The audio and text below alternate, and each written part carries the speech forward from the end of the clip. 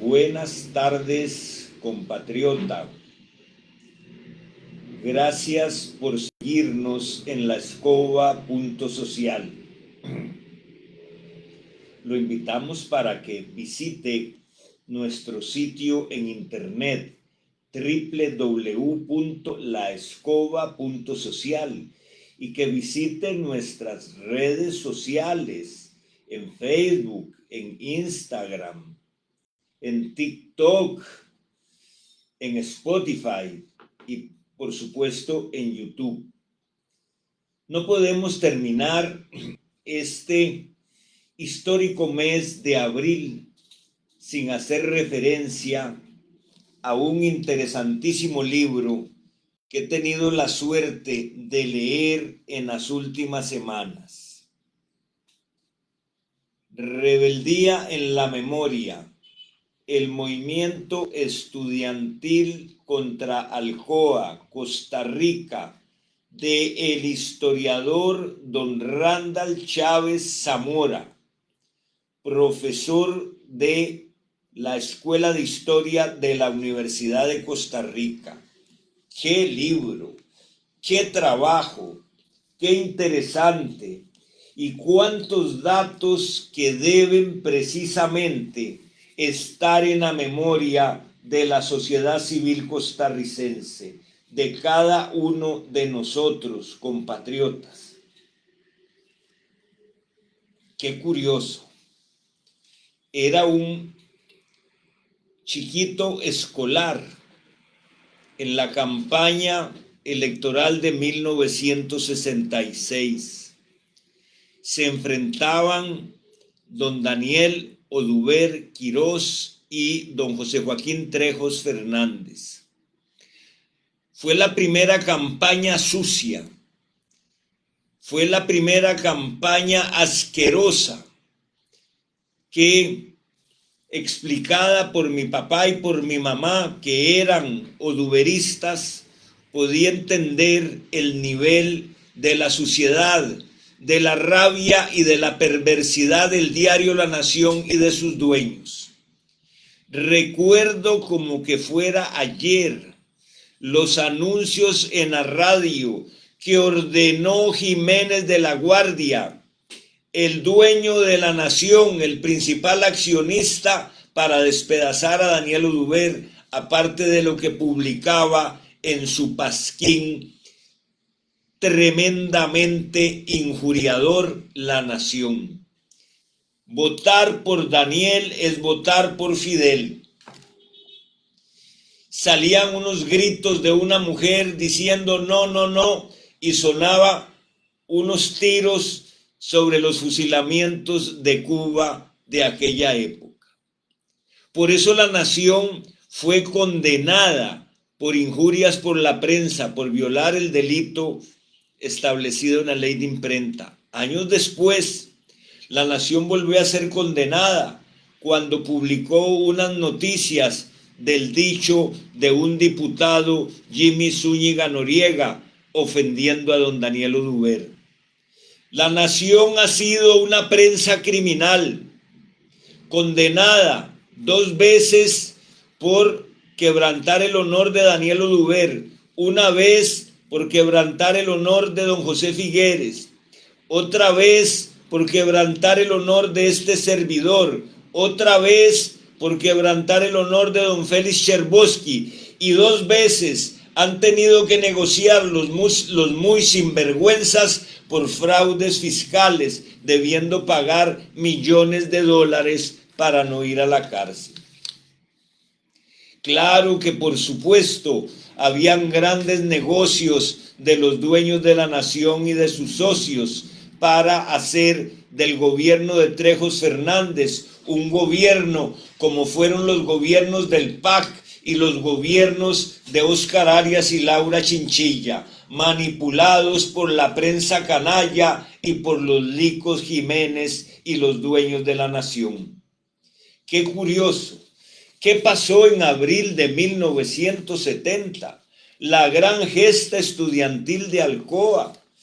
Los estudiantes de mi alma mater, de aquella Universidad de Costa Rica que estudiaba los problemas nacionales, de aquella Facultad de Derecho con estudiantes del calibre de Iris Navarrete, la abogada, la politóloga, la señora ex jueza, a quien tuve el honor y el placer de conocer en los estrados de la Corte Suprema de Justicia. Doña Iris, en un congreso de la Federación de Estudiantes de la Universidad de Costa Rica, mostró sus estudios jurídicos de más de 100 páginas, en donde detallaba las barbaridades del contrato ley por Alcoa, promovidas por el gobierno de Trejos Fernández, y quien, su ministro de Economía, el dueño de la nación, Manuel Jiménez de la Guardia. Él dirigió toda la campaña sucia contra Daniel Oduber, como en mi contra la dirigió su nieto, Manuelito Francisco Jiménez Echeverría, Lico 4.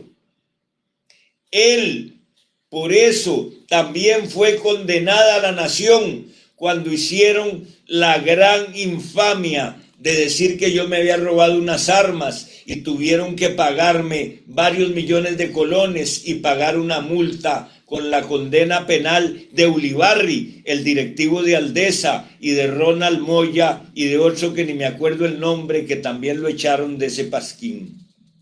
Pero lo que yo quiero resaltar hoy, tomado de esta excelente obra de la historia costarricense, es que acaeció en el mes de abril de hace 54 años. Es que la prensa canalla siempre ha hecho lo que le ha dado la gana, hasta hace 2 años, en que en abril del 2022, con el triunfo del presidente Rodrigo Chávez Robles, la prensa canalla ha empezado a caer en tucos. Por supuesto que el monstruo está herido, que la fiera está herida, y es cuando resulta más dañina. Pero en aquel tiempo, en abril de 1970, aquí están las pruebas en el libro del profesor Chávez Zamora, la policía, la Guardia Civil, era dirigida por el director de la Nación, a su vez un peón de Jiménez de la Guardia. Fue el coronel Umaña de la Fuerza Pública. Oiga, qué barbaridad. Dirigían la policía. Si la policía se había mantenido cerca porque había una gran huelga estudiantil de secundaria de la universidad contra ese contrato que entregaba la zona sur a una transnacional Alcoa. Un contrato ley asqueroso, como fueron los contratos ley cuando entregaron el Pacífico y el Atlántico a las bananeras. Vean qué interesante, promovido por el dueño de la nación, ministro de Economía de Trejos Fernández. Los estudiantes se lanzan a las calles y en una manifestación pacífica, a algún estudiante se le fue una pedrada en una ventana de la nación. ¿Saben cuánto costaba ese vidrio? 15 colones. Una piedrilla quebró un vidrio, y eso hizo que el director le ordenara al coronel Umaña de la Guardia Civil que encarcelara a 90 estudiantes universitarios tildados de terroristas. Así como tildaron a Daniel Oduber de comunista, de fidelista, así metieron a la cárcel a los estudiantes costarricenses por haberle tirado una piedra a ese asqueroso pasquín. Pero qué curioso, la nación estaba en una esquina 100 metros al norte de la Plaza de la Cultura actual. Edificio OVNI se llama hoy. Todavía no lo habían construido los dueños de la nación. para ser más claros, del Teatro Nacional, 200 metros al norte, en la Avenida Primera. A las 150 varas al este estuvo el primer periódico de los Jiménez, del hijo Jiménez I, que era ¿qué? El ministro de Hacienda de los Tinoco. Es que los dueños de la nación a principios del siglo XX y a mediados del siglo XX no tenían empacho en ser parte del gobierno.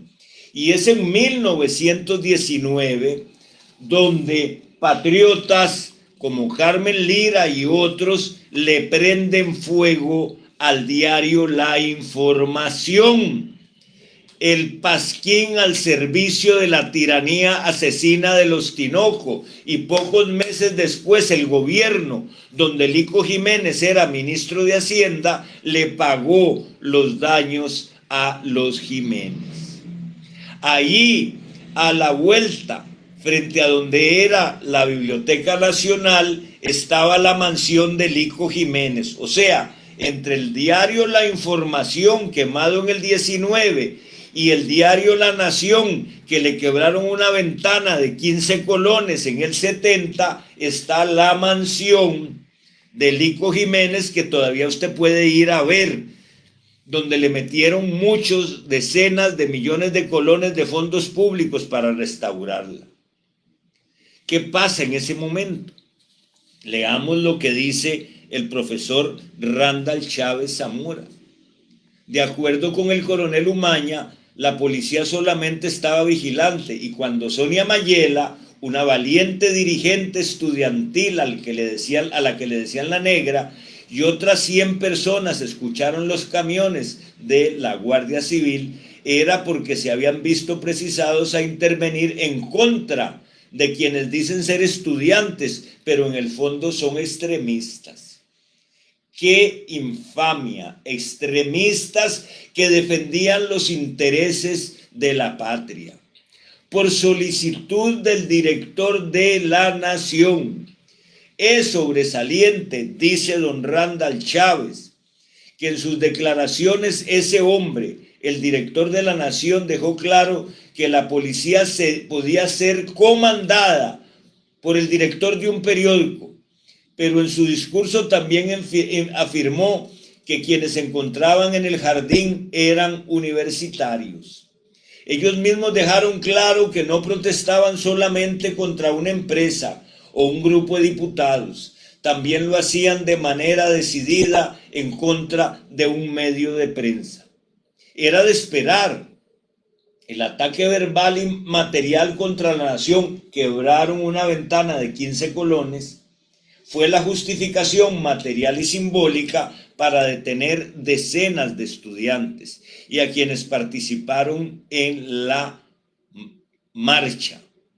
En el plano material, repito, los muchachos solamente habían quebrado una ventana de 15 colones, pero en el plano simbólico se acercaba una larga afrenta en contra de los medios de prensa.